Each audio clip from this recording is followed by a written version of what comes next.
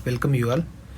तो इस वीडियो में इस हफ्ते में जो भी इम्पोर्टेंट प्लेसेस रहे हैं, जो न्यूज़ में रहे हैं, उसको समझने की कोशिश करेंगे, उसको मैप में भी देखेंगे। तो पहला इम्पोर्टेंट न्यूज़ है एक जापान से है, जिसमें जो वहाँ का क्यूशू जो एक मतलब आइलैंड है, वहाँ पे अभी कुमामोटो सिटी के पास यहाँ पे अभी 7.7 या 6.8 जो मैग्नीट्यूड का अर्थक्वेक आया था।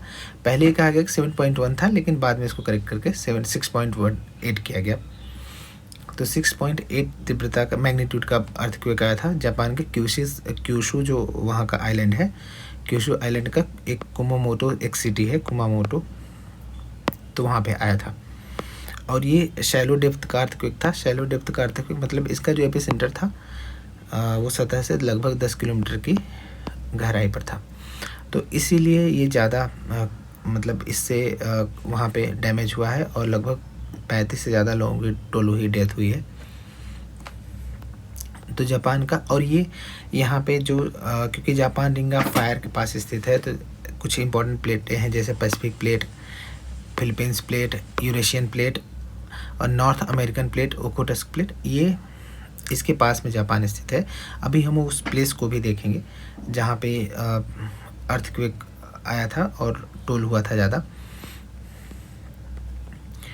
तो ये मैप है, यहाँ पे आप देखेंगे ये जापान के 4 आइलैंड है बड़े, होक्काइडो, होन्शु, शिकोकू और क्यूशू ये। और पहला इसका नॉर्थ टू साउथ क्रम भी यही, होक्काइडो, होन्शु, शिकोकू, क्यूशू। तो जो अभी जो डैमेज हुआ है अर्थक्वेक से, तो ये है क्यूशू आइलैंड पे। और यहाँ पे इसका कुमामोटो एक जगह सिटी है, कुमामोटो के पास ये इसका एपिसेंटर था। तो ये क्योंकि लैंड एरिया में था तो उस तरह से सुनामी का कोई प्रोटेक्शन नहीं था। लेकिन जापान में जहाँ इतने रेजिलिएंट है वहाँ का इंफ्रास्ट्रक्चर, तो ऐसे में 6.8 मैग्नीट्यूड का अर्थक्वेक आना और उससे ज़्यादा मतलब 35 से 40 लोगों की डेथ और बड़ी इंजरी भी होना, तो ये बड़ी दुर्घटना है। वहाँ पे कुछ फॉल्ट लाइन है, जैसे यहाँ पे जो अभी एक फॉल्ट लाइन था हिनाशु फॉल्ट लाइन था, HINAGU हिनाशु फॉल्ट लाइन। मतलब ये सीधे सामान्य भाषा में कहें तो ये फॉल्ट या दरार थी, लेकिन प्लेट टेक्टोनिक की भाषा में ये फॉल्ट है, ये जहाँ पे प्लेटें एक दूसरे के साथ मूवमेंट करती रहती हैं। तो जापान का ये मैप है, यहाँ पे जापान के ईस्ट में इस सी ऑफ जापान है और सी ऑफ ओखोटस्क इसके ऊपर है, सी ऑफ ओखोटस्क। फिर अगर साउथ में है तो ईस्ट सी ऑफ जापान, फिर उसके बाद उसके साउथ में आया तो येलो सी, उसके बाद ईस्ट चाइना सी, फिर साउथ चाइना सी, ऐसे क्रम है। तो लार्जेस्ट इसका जो आइलैंड है जापान का वो है होन्शु पर ही इसकी कैपिटल टोक्यो है, होन्शु पर इसकी कैपिटल टोक्यो है। तो पहला जो कुमामोटो जो एक प्लेस था वो क्यूशू यानी सबसे सदर्न में था, और क्यूशू पर ही जो एपिसेंटर था अर्थक्वेक का क्यूशू पर ही था। तो ये जापान से न्यूज़ थी। और 4 प्लेटें यहाँ पे जो इम्पोर्टेंट प्लेट है, फिलीपींस सी प्लेट, ये माइक्रो प्लेट है, Pacific plate, Eurasian plate, Eurasian मतलब यूरेशियन के तहत Amur plate, north American plate के तहत ओखोटस्क प्लेट। जापान में अभी जो 48th हेरिटेज कमेटी की बैठक हुई थी बुसान में, साउथ कोरिया के बुसान में 48th कमेटी की जो हेरिटेज कमेटी ऑफ यूनेस्को की बैठक हुई थी। तो जापान में जो वहाँ की जो प्राचीन कैपिटल थी असूका, उसको हेरिटेज साइट डेजिग्नेट किया गया है। असूका को हेरिटेज साइट डेजिग्नेट किया है यूनेस्को ने। तो ये, और मतलब ये उस टाइम पे जो एक इम्पीरियल पावर थी जापान, उस टाइम को दर्शाता है जब कोरिया और कोरियन साम्राज्य और चाइनीज साम्राज्य से जब प्रभावित था जापान। तो असूका उस समय राजधानी थी, उसकी कैपिटल थी जापान की। तो ये जापान के बारे में था। जैसे कोरियन पेनिनसुला जो किन किन पूछा जा सकता है, किन दो जो सागरों के बीच में है, तो ईस्ट चाइना सी और येलो सी के बीच में है। ईस्ट सी और येलो सी के बीच में। ईस्ट सी को सी ऑफ जापान भी बोलते हैं, ईस्ट सी को सी ऑफ जापान भी बोलते हैं। यहाँ पे ईस्ट सी। नेक्स्ट न्यूज, अभी देखिए जब पूरा वेस्ट एशिया या इवन ब्लैक सी, यूरोप के ज़्यादातर कंट्री जहाँ पे कॉन्फ्लिक्ट चल रहा है, मतलब कहीं न कोई किसी पक्ष में है। जैसे एक तरफ नाटो कंट्रीज हैं, फिर दूसरी तरफ रूस है और उसके एलाइड कंट्रीज हैं। तो ब्लैक सी में जो इंडियन वेसल्स हैं, इंडियन मर्चेंट वेसल्स हैं ब्लैक सी में, अब वो वहाँ पर भी उन पर ड्रोन अटैक हो रहे हैं, तो वहाँ पर भी डेथ हो रही है। जैसे MV जो मर्चेंट वेसल थे मोर्फी, 18 जुलाई को ड्रोन स्ट्राइक हुआ था, 1 इंडियन नेशनल वाज किल्ड, इसमें 1 इंडियन नेशनल मारा गया था। फिर MV गोल्डन लियो, यहाँ पर भी 4 इंडियन नेशनल सी फेरर मारे गए थे। फिर उसके बाद MV एजियन रागनार, इसमें 2 इंडियन सेलर्स मतलब मिसिंग थे। इंडिया प्रॉपर जो रसिया के जो डिप्लोमेट हैं या यूक्रेन के डिप्लोमेट हैं, उनको प्रॉपर इसको मतलब एक तरीके से आपत्ति जता रहा है, लेकिन वहाँ पे ऐसी स्थिति है कि लगातार खतरा बना हुआ है। और MV अमीर जो मर्चेंट वेसल था, ये तो मतलब काफ़ी दिन से फंसा हुआ है। उसमें 13 सी इंडियन सी फेरर फंसे हुए हैं ब्लैक सी में।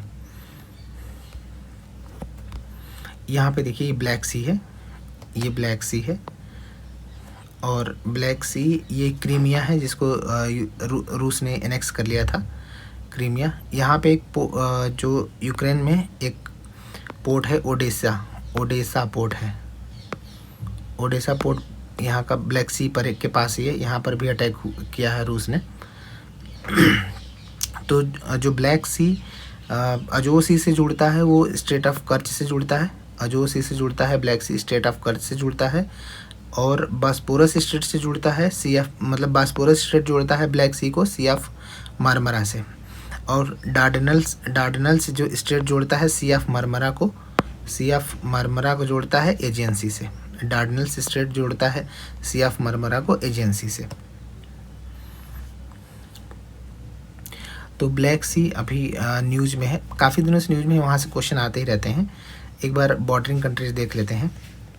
बॉर्डरिंग कंट्री जैसे रोमानिया है, यूक्रेन है, रूस है, तुर्की है, और इसके अलावा बुल्गारिया है। ये सब सारी बॉर्डरिंग कंट्रीज हैं ब्लैक सी की। तो ये स्टेट ऑफ कर्च है, जैसे मैं बता रहा था ओडेसा यहाँ पे पोर्ट है ब्लैक सी के पास ही। और अजोसी जुड़ता है ब्लैक सी से स्टेट ऑफ कर्च से, और बास्पोरस स्ट्रेटस जोड़ता है ब्लैक सी को सी ऑफ मारमरा से, और जो डार्डनल्स स्ट्रेट है, यहाँ पे डार्डनल्स स्ट्रेट है, सी ऑफ मारमरा को जोड़ता है एजियन सी से।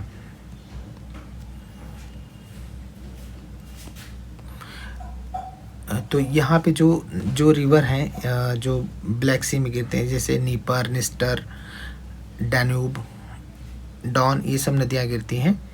नीपर, निस्टर, डैन्यूब, डॉन, ये सब नदियाँ गिरती हैं ब्लैक सी में।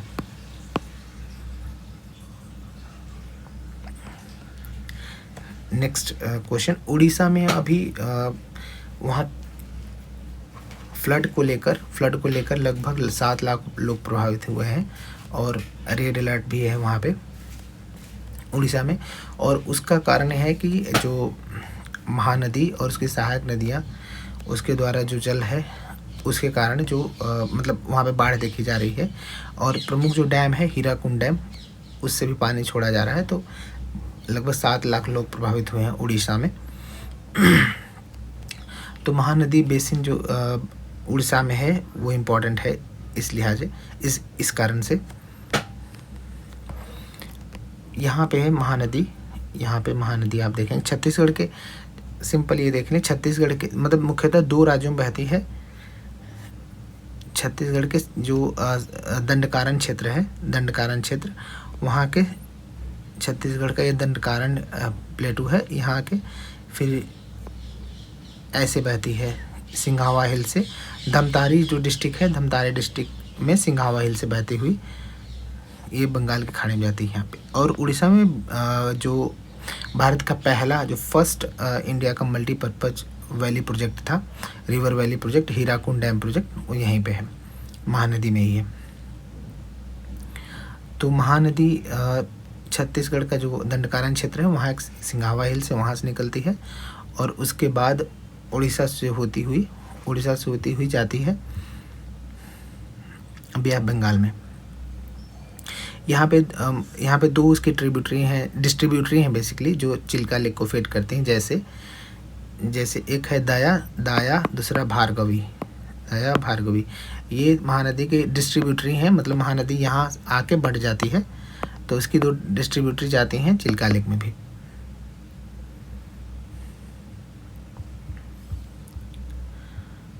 तो इसकी आप सहायक नदियाँ देख लेंगे। महानदी की जो डिस्ट्रीब्यूटरी हैं दया और भार्गवी हैं, और जहाँ पे ये गिरती है वहाँ एक आइलैंड है, हुकीतोला आइलैंड। यहाँ पे जहाँ पे डेल्टा बनाती है, यहाँ पे हुकीतोला आइलैंड है, हुकीतोला आइलैंड।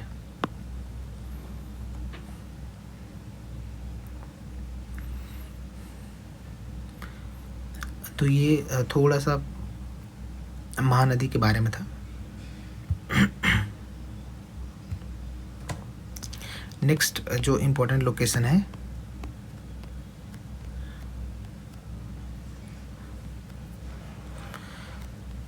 सूडान में, जैसे मैंने कहा कि 48 जो सेशन चल रहा था अभी बुसान में, साउथ कोरिया में, 48 सेशन बुसान में साउथ कोरिया में चल रहा था। और इसमें जो ऐसे कंट्री जो अपने नॉमिनेशंस भेजे थे यूनेस्को हेरिटेज साइट के लिए, तो साउथ सूडान का पहला ऐसा साइट है जिसको यूनेस्को डेजिग्नेट किया गया है, यूनेस्को हेरिटेज साइट डेजिग्नेट किया गया है। और उसका पहला ही यूनेस्को डेजिग्नेटेड साइट है, जैसे बोमा बेडेंगिलो, ये साउथ सूडान का पहला UNESCO designated world heritage site है। यहाँ से बेसिकली जो इसकी जो इम्पोर्टेंसी है, ये one of the largest mammal migration on earth. यहाँ पे सबसे ज़्यादा मैमल का माइग्रेशन यहाँ से देखा गया था। उसका कारण ये था कि या तो ऐसे मैमल्स क्यों माइग्रेट किए होंगे, या तो क्लाइमेट चेंज के कारण, दूसरा कि उनके लिए फीडिंग की व्यवस्था वहाँ पे नहीं हो पाई रही होगी, इसलिए माइग्रेट किए रहे होंगे। तो ये लार्जेस्ट मैमल साइट है जिसका नाम है बोमा बेडेंगिलो, और ये साउथ सूडान में है। और इसको ग्रेट माइग्रेटरी लैंडस्केप भी कहते हैं, या ग्रेट नाइल माइग्रेशन। तो ये साउथ सूडान का पहला अपने आप में वर्ल्ड हेरिटेज का डेजिग्नेटेड साइट है। साउथ सूडान यहाँ पे है, लैंडलॉक्ड कंट्री अफ्रीका का, ये साउथ सूडान है। इसकी कैपिटल है जुबा, साउथ सूडान की कैपिटल जुबा है। ये यहाँ पे वाइट नाइल पर ये स्थित है जुबा।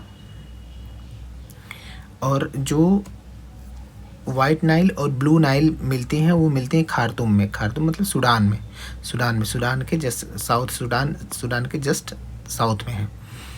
तो अब जो इथोपिया हाईलैंड से ब्लू नाइल निकलती है और वाइट नाइल निकलती है विक्टोरिया लेक से, और सूडान होते हुए, जो साउथ सूडान होते हुए सूडान में जाती है और खार्तूम में मिलती है। खार्तूम में मिलने के बाद फिर उसके बाद इजिप्ट में ये डेल्टा ऑफ नाइल बनाती है यहाँ पे।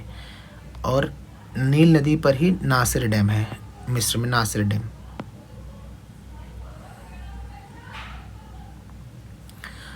और जहाँ पे साउथ सूडान मतलब वाइट नाइल और ब्लू नाइल मिलती हैं, वहाँ पे तूती आइलैंड है। यहाँ पे रिवर आइलैंड है, तूती आइलैंड। तो साउथ सूडान का पहला ये था Boma Badingilo UNESCO designated site. South Sudan landlocked country है अफ्रीका का, और इसकी कैपिटल है जुबा।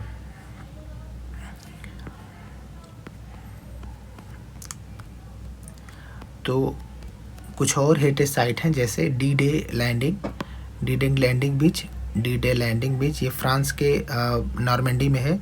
ये वर्ल्ड वार 2 में इम्पोर्टेंट था, इसको भी यूनेस्को हेरिटेज साइट घोषित किया गया है। और दूसरा माउंट ओलंपस, माउंट ओलंपस देवताओं की जगह कही जाती है नॉर्थ ग्रीस में, नॉर्थ ग्रीस में माउंट ओलंपस है, नॉर्थ ग्रीस में माउंट ओलंपस है, इसको देवताओं का घर कहते हैं। तो location northern coast of Normandy France में है ये डी-डे जो लैंडिंग बीच है। यहाँ से एक ऑपरेशन चलाया गया था 6 जून 1944 को, ऑपरेशन नेपच्यून। उस टाइम पे जो एलाइड पावर्स थी, एलाइड पावर्स जैसे ग्रेट ब्रिटेन हो गया, फ्रांस हो गया, फ्रांस, सोवियत यूनियन हो गया और यूनाइटेड स्टेट हो गया। तो ये ग्रेट ब्रिटेन मतलब वेस्टर्न यूरोप से नाजी जर्मन के प्रभाव को कम करने के लिए ऑपरेशन नेपच्यून चला रहे थे। तो यहीं से सारी जो एलाइड पावर्स की सेना थी यहीं पे उतरी थी पहली बार। तो इसीलिए मतलब इसको यूनेस्को डेजिग्नेटेड हेरिटेज साइट घोषित किया गया है। और यहाँ पे कुछ हिस्टोरिक जैसे शोर हैं, जैसे ओमाहा है, उटा है, गोल्ड है, जूनो है और स्वार्ड है। यहाँ पे बीचेज हैं, ये शोर हैं या बीचेज हैं नॉर्मंडी में। अभी हम लोग इसकी लोकेशन देखेंगे। और माउंट ओलंपस नॉर्दर्न ग्रीस में है ये देवताओं का घर कहा जाता है। और मतलब इसमें बायोडाइवर्सिटी काफ़ी रिच है यहाँ की माउंट ओलंपस में। जैसे ज्यूज हो गए या एंशिएंट ग्रीक गॉड्स हो गए, इनके घर कहा जाता है इसको, माउंट ओलंपस को। यहाँ पे देखिए माउंट ओलंपस है ये मैसिफ है एक माउंट ओलंपस। ये नॉर्दर्न ग्रीस है, इसके पास नॉर्दर्न मैसिडोनिया है, यहाँ से और समझ में आएगा पॉलिटिकल मैप से। ये यहाँ पे नॉर्दर्न मैसिडोनिया है और यहाँ पे अल्बानिया है। तो नॉर्दर्न मैसिडोनिया में ही अभी और जो हमारे प्रेसिडेंट है उनकी विजिट हुई थी नॉर्दर्न मैसिडोनिया में। इसकी कैपिटल है स्कोपजे। और ग्रीस में, यहाँ पे ग्रीस में, नॉर्दर्न ग्रीस में ओलंपस माउंटेन है। तो ग्रीस के एक तरफ जो पूर्व की तरफ है एजियन सी है और पश्चिम की तरफ आयोनियन सी है। ग्रीस के पश्चिम की तरफ आयोनियन सी, एक तरफ पश्चिम में घिरा हुआ आयोनियन सी से, दूसरी तरफ एजियन सी से घिरा हुआ है।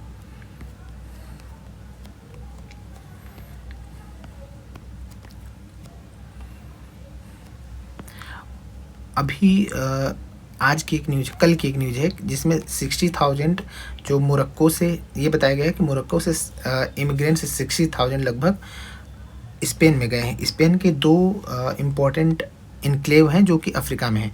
यूरोपियन यूनियन के केवल 2 ऐसे इनक्लेव हैं जो अफ्रीका में है। एक का नाम है सियूटा, यहाँ एक का नाम है सियूटा, ये अफ्रीका में मोरक्को में है सियूटा। और दूसरे का नाम है मेलिल्ला, एक सियूटा, दूसरा मेलिल्ला। ये पार्ट तो है पॉलिटिकली, ये भाग हैं मतलब स्पेन के, लेकिन ये एक तरीके से अफ्रीकन इनक्लेव हैं, अफ्रीका में इनक्लेव हैं। और यहाँ से लगभग 60,000 जो माइग्रेंट्स हैं ये गए हैं, ये पार करके गए हैं इन क्षेत्रों में, सियूटा और मेलिल्ला में। यहाँ पे है सियूटा और मेलिल्ला। जैसे इसकी और लोकेशन देखिए, ये है स्ट्रेट ऑफ जिब्राल्टर और यहाँ पे सियूटा है, सियूटा और इधर मेलिल्ला है, 2 ऐसे सियूटा और मेलिल्ला। तो मोरक्को से गए हैं यहाँ पे, और यहाँ पे लगभग मतलब 50 लोगों की डेथ भी हुई है। उसका कारण ये है कि वहाँ की सुप्रीम कोर्ट ने कहा कि माइग्रेंट्स आएंगे तो उनको वापस नहीं भेजा जाएगा, इसलिए ये लोग माइग्रेशन किए हैं यहाँ से मोरक्को से अफ्रीकी लोग। और दूसरा कि जो स्पेन है, स्पेन जो इमिग्रेंट्स को लेकर उसकी पॉलिसी थोड़ा सा फ्लेक्सिबल रही है, ख़ास तौर पे ऐसे लोग जैसे जो लैटिन स्पेनिश बोलने वाले लोग हैं, लैटिन स्पेनिश लोग जो बोलने वाले लोग हैं, इसलिए लोग यहाँ पे आए। इसके पहले भी आए थे लगभग 37 से 38,000 लोग यहाँ पे। तो मतलब एक तरीके से सस्टेनेबल तो है ही नहीं इन सिटी के लिए इतनी ज़्यादा पॉपुलेशन। तो सियूटा और मेलिला अफ्रीका में स्पेन के इनक्लेव हैं, यूरोपियन यूनियन के इनक्लेव हैं। तो इसलिए ये इम्पोर्टेंट है दोनों। ये है मोरक्को, यहाँ पे स्ट्रेट ऑफ जिब्राल्टर है। स्ट्रेट ऑफ जिब्राल्टर जोड़ता है मेडिटेरेनियन सी को और अटलांटिक सी को जोड़ता है और मोरक्को को और स्पेन को अलग करता है। यहाँ पे मोरक्को कैपिटल रबात है। रबात लोकेटेड है यहाँ पे अटलांटिक कोस्ट पे, अटलांटिक कोस्ट पे रबात लोकेटेड है। और यहाँ पे रिफ माउंटेन है, रिफ माउंटेन एटलस के पास ही रिफ माउंटेन।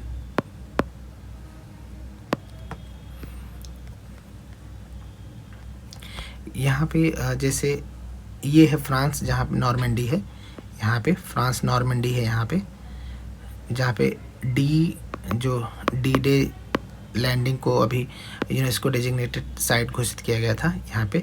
अब यहाँ पे एक और जगह है बॉर्डेक्स, बॉर्डेक्स जगह है, इसको यहाँ पे अभी तेज़ी से हीट वेव के कारण आग फैली हुई है, बॉर्डेक्स इसलिए चर्चा में था। और यहीं पे बे ऑफ बिस्को है, बे ऑफ बिस्को किसके बीच में है, और स्पेन और फ्रांस के बीच में बे ऑफ बिस्के है। तो ये आज की मैपिंग थी, इस वीक में जो भी इम्पोर्टेंट प्लेसेस थे। अभी जैसे 48 सेशन हुआ था, 48 सेशन हुआ था उसका वर्ल्ड हेरिटेज कमेटी का, 48 session world heritage committee south Korea के बुसान में। तो इंडिया के सारनाथ को भी, जो एंशिएंट बुद्धिस्ट साइट है, सारनाथ को भी हेरिटेज मतलब यूनेस्को डेजिग्नेटेड कल्चरल साइट घोषित किया गया है।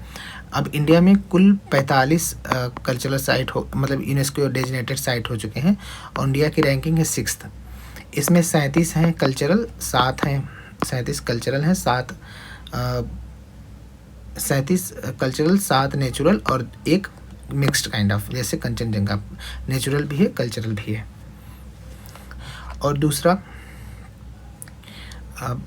किसी और वीडियो में इसको देखेंगे डिटेल में, लेकिन अभी हमारे लिए ये जानने की बात है कि सारनाथ में मतलब सारनाथ को भी घोषित कर दिया गया है कल्चरल यूनेस्को हेरिटेज साइट।